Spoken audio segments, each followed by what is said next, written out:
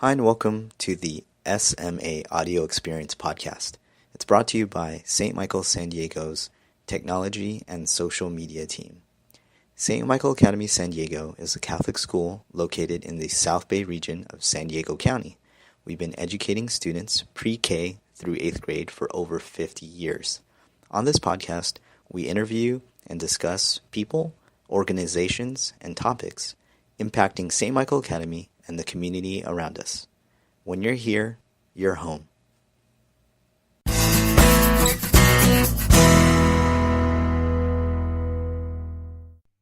Hey everyone, and welcome to another episode of the SMA Audio Experience podcast. On this week, we have a super special guest. It's none other than our great pastor of St. Michael Parish here in San Diego, California. That's the Most Reverend Father Manny Ediza.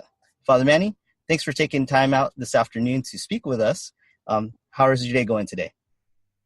Oh, everything is doing good, Mark, and thank you for these questions. I would like to say thank you to each and everyone, especially the parents who asked these questions. And I would say it's good that you came up with some questions to clarify some issues. Sounds great. Perfect. Well, hey, you just went ahead and mentioned it's a great segue into what we're going to be actually talking on today's podcast episode. So a quick tip for any of you guys listening, if you happen to be listening to this and you're by like a pen and paper, I encourage you to go ahead and grab a pen and paper, take some notes. If you're listening to this while you're working out or you're driving in traffic, please don't try to grab a piece of paper. Please drive safely. Or if you're operating something, please do so safely. So with that being said, let's go ahead and jump into, let's give a quick background to those listening. So over the last month, one of the things in working with Mrs. Johnson, the principal of St. Michael Academy, we were trying to find ways to reach out to the parents to get some clarification, because there's obviously there's the capital campaign going on for St. Michael Parish.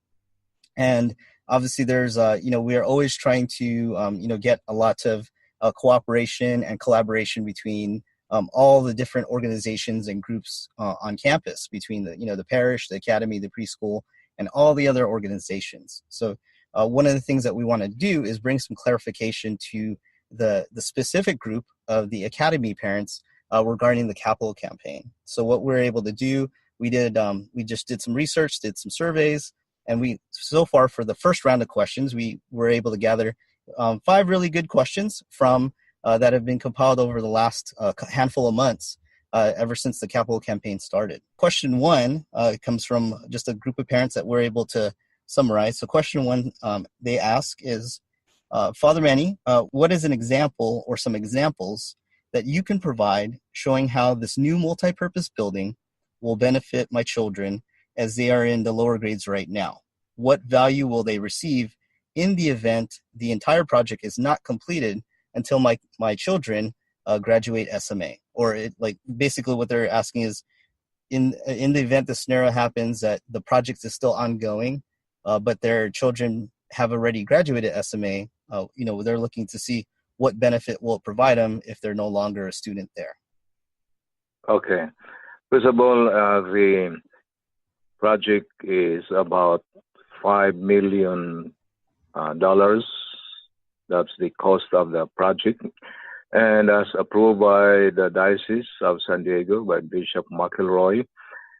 And we are told, according to the policy, that we cannot start until we have the half of the cost of the project. That means we are looking at $2.5 million before we can apply for help or loan from the diocese. Now, what are the benefits? First of all, the benefits would be conferences or conference rooms and classrooms that will be in that project. The most important part of the beneficial thing that is for the children of St. Michael is that multi-purpose hall, which is the children can use that big function room for any event in their class, or as a school as a whole. Our hall right now is, as I was witnessing so many events of the school, children are plugging up, and the hall is very, very small.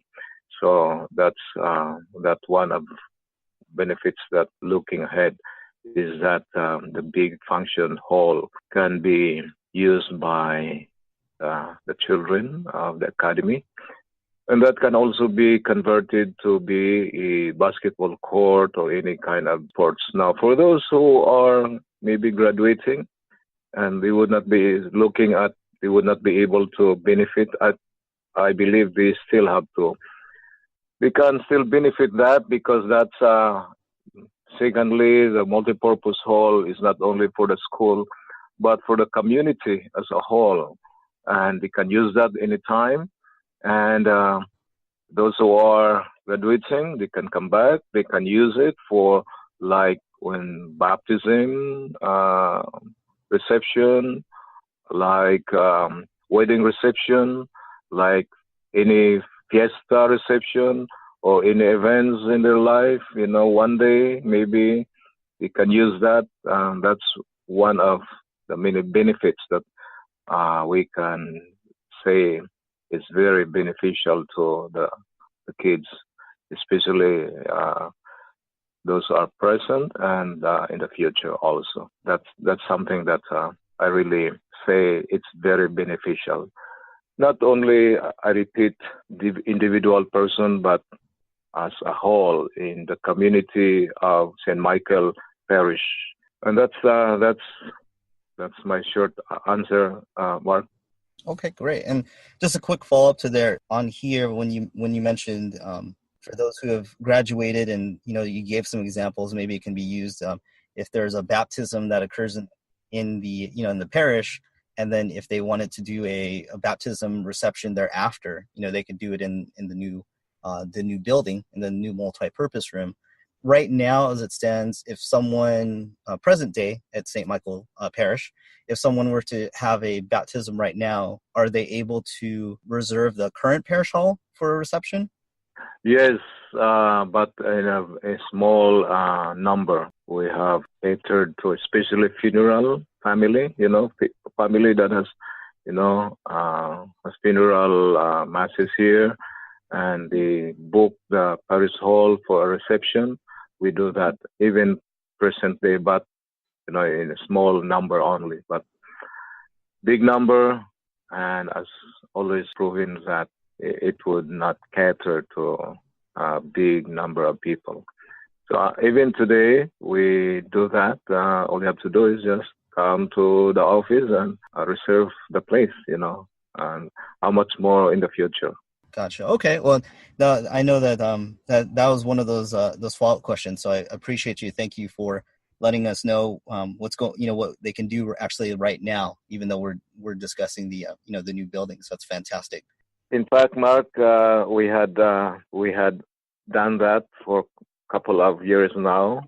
The family funerals and baptism, they have to book it in the office. Fiesta, celebration, so forth and so on, they book it in the office. But as I said, first come, first serve, because the place is small. So that's one of the purposes of benefits that we can for the new parish center. Gotcha. Okay, that's perfect. That's fantastic. All right, so let's go ahead and jump into question number two. Number two, it's a little bit longer question. The groups of parents who sent this in, kind of laid a little bit of just a backstory for context. Right now, we currently stretch our monthly budget on a month-to-month basis just to send our children right now to the academy and also handle our weekly offering accountabilities as a parishioner. Let's see. First question, is this is contributing to the capital campaign a mandatory obligation, being an academy family and a parishioner at St. Michael's? And then their second follow-up question is, when you look at their monthly budget on paper, they are stretching their monthly budget, creating, doing the best sacrifices that they can. They would like to know, what benefit does the capital campaign provide to their children in the next 1 to 2 years? and also looking farther out into the next 5 to 6 years. So that's the situation. All right. I think the last question is I've answered it today. That's very beneficial for the kids in the school. And in the future, as I said, that can be used or like funerals, like baptism, when the person is having so on and so on, functions. We can use that. That's for the purpose of the parish. Now, is that mandatory to contribute to the capital campaign? Absolutely not. We don't. I would always advise that do not give when you have angst in your heart. You should give free and joyful, and it's a free giving. That's why it's called love offering. It's a donation. It's not mandatory, because when you mandated that to people, or mandatory or obligatory, I think that loses the meaning and the beauty of offering or giving. So that capital campaign is always proclaimed as should be free and should be joyful in giving. It should not be, to get that or get rid of that idea that it's mandatory. It's not, otherwise it's not love offering. It's not, that loses its meaning, because when you are obliged. Yeah. So that's my idea there. I would like to tell the parents that do not give when you have, angst in your heart. It should be free, unconditional, joyful. It should be coming from your heart. It's not mandatory. And I really appreciate those parents, doing big sacrifice for their children, sending them to school, to Catholic school, and at the same time contributing to the parish. Actually, I think this is not known by many parents. The parish had been supporting, since I came, had been supporting 50 to 70,000 a year to make it float. That's coming from me. I mean, those words, are really the love giving of our people from the parish. And because actually you need to have 230 students in order for the school to break even. But now we have only 109. We are only short of our budget. And that's why every year the parish has stepped up to help the academy float. And I'm pretty sure. And there is a finance council always involved in, decision making, how much is to be given to the school every year. And that's since I came 10 years ago. As long as I am the pastor, the school will not close down. So that's a commitment from my part. Well, that's perfect. And then for those listening, I know that some of those things, in whether it be, in passing in discussions or in, one-to-one conversations, it's really good to just hear it straight from, the leader, the superintendent, right, of the school, of the campus from school, because the academy falls under the, the umbrella of, our whole St. Michael San Diego Parish community, right? It's one component of. So that's good. Okay. No, and I know that they're, along with the group of the, the Fiat Catholic School, group, in partnership with the Office of Schools, that's under the Diocese of San Diego, there's been many years, like there's many plans and activities that have been going on over especially the last 3 to 4 years. The last 2 or 3 years. Yeah. To rebrand and, and increase the enrollment, rebranding of St. Michael's, in this tough educational market, with so many different options now than say 10 years ago. There's so many more options for parents and families to send their children, for either public school, charter schools, and or, another option of Catholic. That's a key thing that we had some parents ask. So, thank you for, offering that. And I know, the academy, Mrs. Johnson, has shared that over, the last couple of years. There is that, that support from the parish.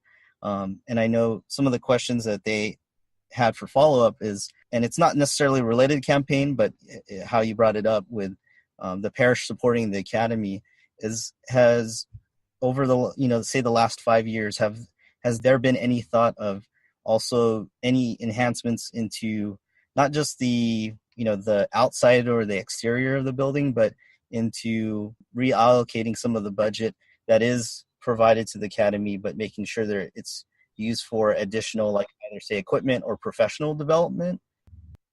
Yeah, some clarification. The support of the parish has been there since I came 10 years ago, and it's been every year. Now, on top of that, we have now the Blessing Our Future, which is coming from the Fiat schools, which is about 2 to 3 years ago. And those who would like to avail of the scholarship there, you can ask Mr. Johnson how to go about it. And so that's the picture right now. Perfect. Okay, great. And then, so I'm going to go ahead and jump into question number 3. And I think you've addressed this last year in some of the earlier capital campaign meetings that were hosted on campus last year. But we had some parents wanting to ask for some clarifications. With obviously everybody has safety in mind, so their question was: are there current diocesan safety rules and policies already in place where parents can review them whenever a construction or development is happening on school grounds during the school year? For example, the parents ask, are the developers chosen from a vetted list approved by the diocese, or is that decision made at the campus level by the pastor and or capital campaign committee? Safety concern. First and foremost, a construction will not be started or not in place until the safety is defined, So safety concern, that's always the number one and foremost for the sake of our children in the school. Even if there is no construction, that's our first priority.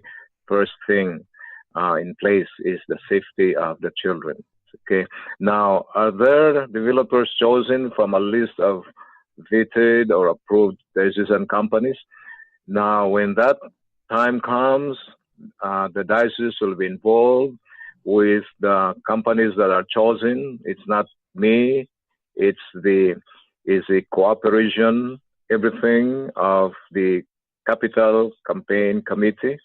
The pastor, of course, the diocese will be involved, and then the construction companies. Now, are they chosen? Of course, we're chosen from proven companies that have done constructions or done business with the diocese. It's a collaboration of the diocese and our committee in the parish, and it has to go through bidding, and the diocese had been, doing hundreds of constructions and projects ever since. That's always coming to our capital campaign project. That's not the first thing that the diocese did. They are, I would say, they are very experienced when it comes to, doing construction with companies and other companies. I mean, that's the first thing, is the safety of the children, and of course they are involved. It's the safety of the children, and the diocese is involved. And even now, the new agenda of the diocese, even the deanery are going to be involved in any projects in the diocese. That means all those parishes with our dean in that deanery are involved in any projects in each parish that is going to, not only St. Michael, but any parish that has a big construction.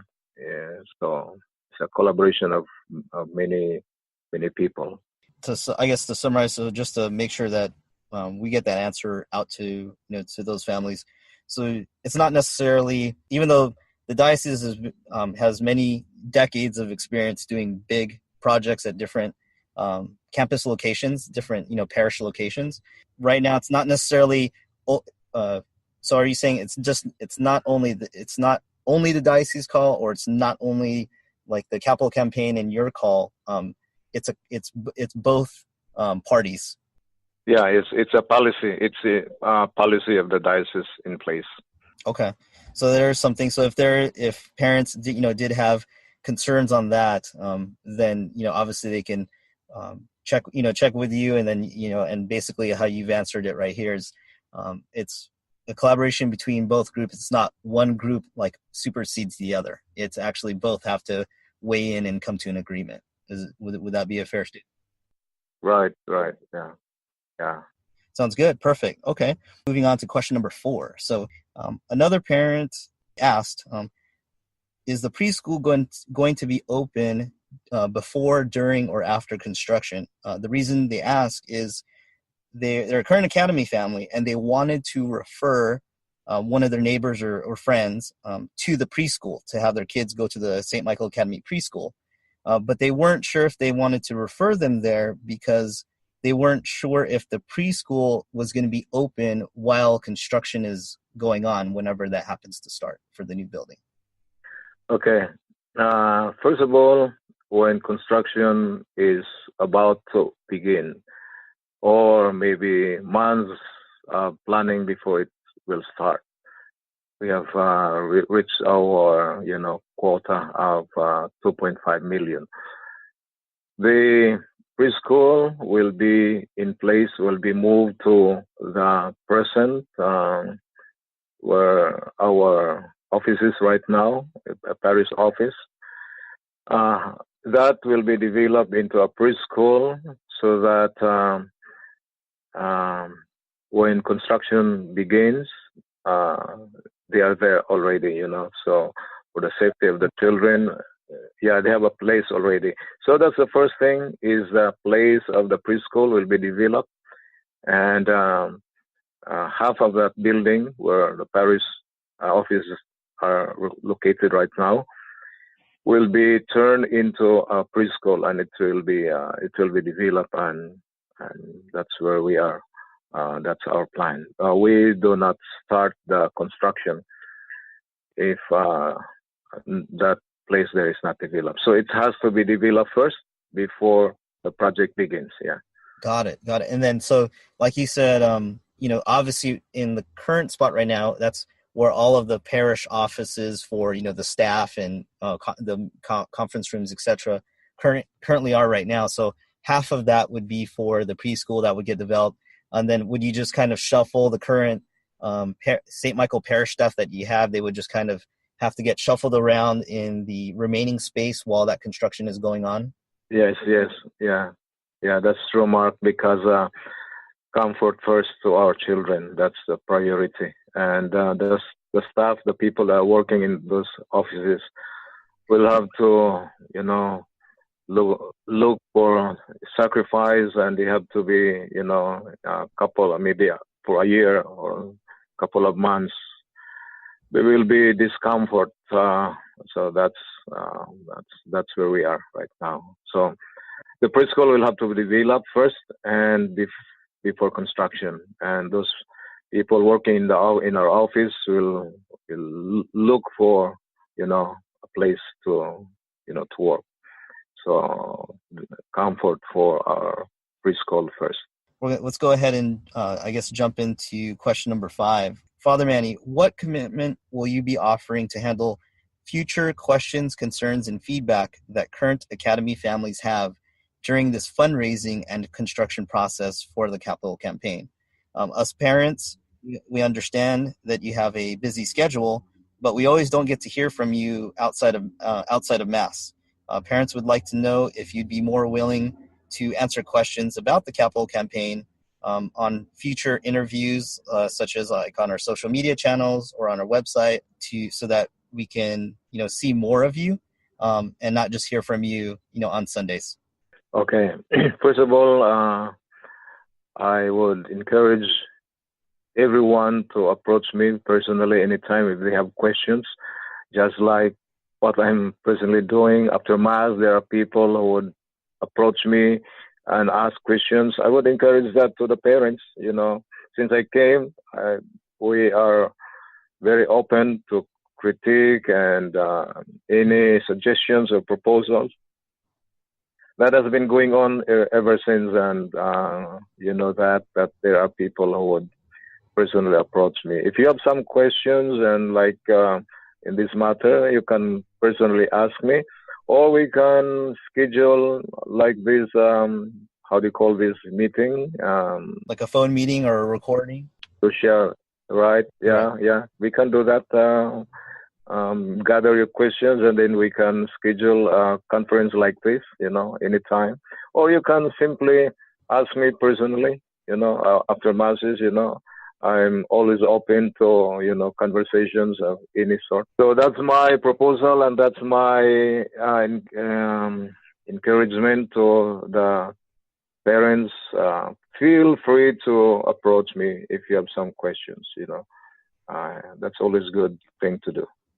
Perfect. And I know that they can always too, if they don't happen, if they, are at Sunday Mass, but maybe it's a different, priest who's doing the Mass, they're always able also to either, call or leave a message at the office for you, right? And then that way when you get... Yeah. Or you can go through Mrs. Johnson. We have always conference meeting with Mrs. Johnson at least twice a month. And you can raise your question to your principal. You can raise questions to Mark and gather all your questions like this, conference like this. Or you can do it personally, person to person talking. So that's always free, that's always open. Perfect. We know that you had, great long meetings today with the bishop, and you always have a very packed schedule because, hey, when you're the when you're the leader of a parish, of a community, so many organizations and people are always asking for your time. We want to respect that. Yeah, right, Mark. Yeah, the pastor. Yeah, thank you. And the pastor is always with my position right now. It's really a very loaded position because you're a pastor, you're the superintendent, you are the pastoral person in charge, and then on top of that is I am the business manager or running the office. And so many things, meetings in the diocese, meeting in different organizations, and so many meetings, and that's the role of the pastor. That's why I'm very loaded. But as I would assure each and everyone that anytime you feel free to approach me personally, that's always open. Or if you're not comfortable with that, you can go to Mrs. Johnson. We have always meeting. Or you can go to Mark and collate all the questions that parents might ask. Perfect. All right. Well, for everybody, thanks so much for your attention and listening to this podcast. At your convenience. The beauty of this, you're always able to, on the simple, on your phone, you're able to listen to this at your convenience and replay it. Maybe if there was some follow-up questions that you have after hearing some of Father Manny's responses to the initial round of questions. This is just the beginning, and we hope to do a lot more of this and leverage our technology and our social media platforms to just increase and make communication easier between the church, preschool, and academy leadership and the community, the parishioners, the students, the alumni, and current parents. So thank you, everyone, for listening. That concludes another episode of the SMA Audio Experience Podcast. God bless. Take care for now, and we'll hear you on the show next week.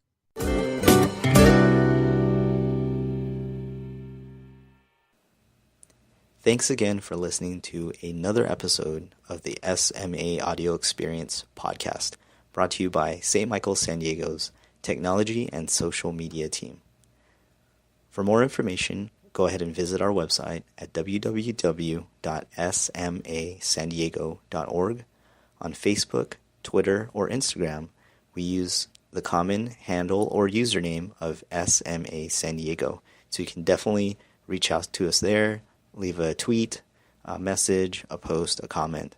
We'll be happy to engage with you, answer all your questions, and really join in part of sharing the St. Michael San Diego story on social media and on the internet and also via the podcast. So thanks again for listening. Take care, and we'll hear you next week.